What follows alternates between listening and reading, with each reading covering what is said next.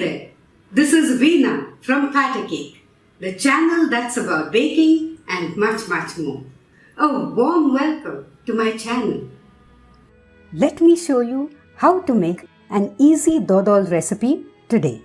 Dodol is a very old and traditional Goan Christmas sweet and a favorite one for most Goans too. You'll understand why dodol is a much loved sweet once you taste it. So let's start making this delicious Goan coconut and jaggery sweet right now at Pickle.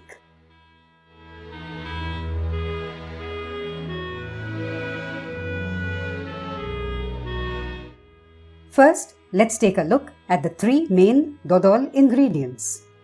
You'll need coconut milk, both thick and thin coconut milk. This was extracted from 3 cups of grated fresh coconut. Grated jaggery. This is 300 grams of date palm jaggery that I ordered online and which is not as blackish brown in color as the coconut palm jaggery traditionally used for making dodol. And rice flour. This weighs 110 grams. And by volume, it's half a cup plus 3 tablespoons.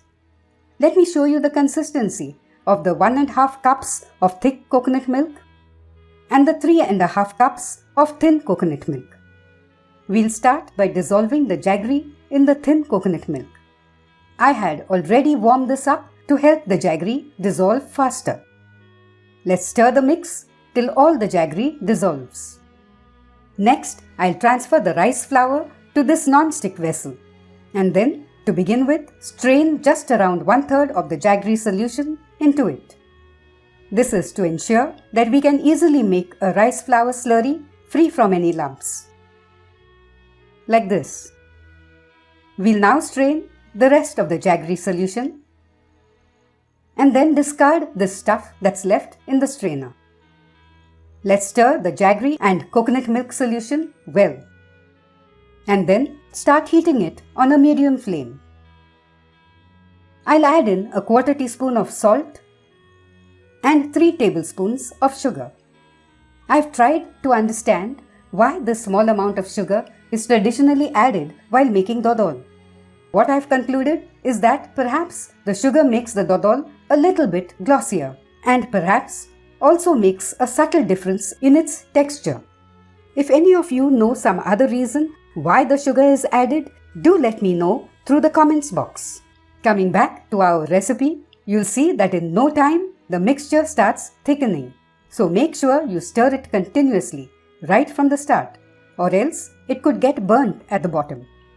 Also, remember to use a long-handled spoon. This will prevent splotches of the hot mix from causing blisters on your fingers once the mix gets very thick and starts spluttering. After around 5 to 6 minutes, when the mixture is a little thicker, we'll add in the thick coconut milk and stir the mix well. If you want to see how to extract coconut milk, please check out my video on Goan Egg Curry. The link is up here and in the description box below. Since I'm making a smaller quantity of dodol than usual for this video, I had decided to use a smaller vessel. But now I can see that was a mistake because this mixture will soon start thickening and splattering, and since the vessel is not large and deep enough, the mixture could splatter all over my tiles and gas stove. So now that better sense has prevailed, I've turned off the heat and will now transfer the dodol mix to my regular and larger non-stick pot. Let's turn on the heat again and keep stirring the mixture continuously. It's now even thicker and has started splattering. You can now see why you need a deeper vessel for making dodol and a long-handled spoon for stirring it. Interestingly, dodol is made not just in Goa and Kerala and Tamil Nadu in India, but also in Indonesia, Malaysia, Sri Lanka, Macau, and some other territories. What's common about these places is that all of them were once occupied by the Portuguese, meaning its history goes back several centuries to colonial times. But dodol is a hot favorite among the people of these territories till today. At this stage, we'll add in around a 1/4 cup of broken or chopped cashew nuts and continue with the stirring.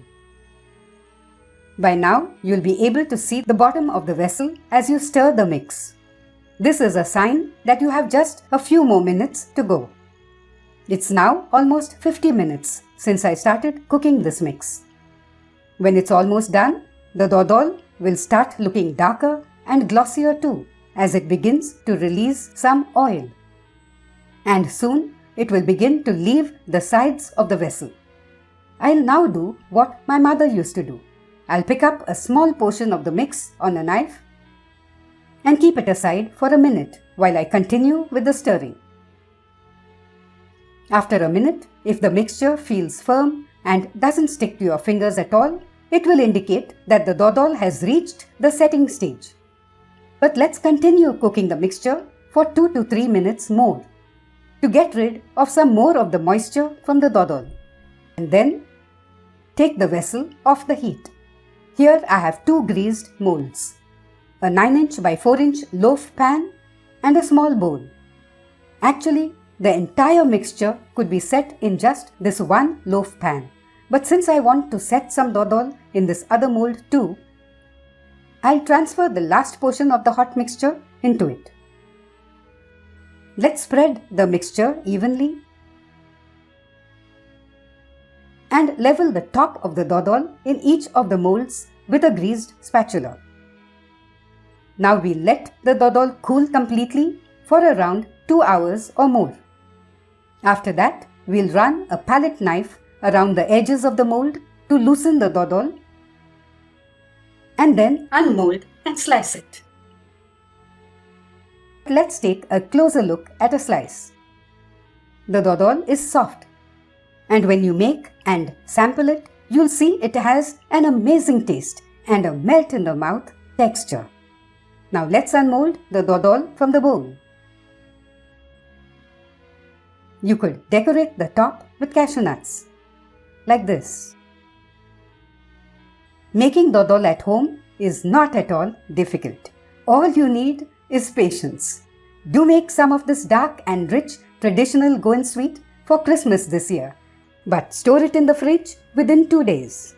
Don't forget to subscribe and watch out for my next Christmas video on scrumptious date rolls next week, okay? And please remember to let me know how your dodol turned out. See you in my next video. Till then, happy cooking!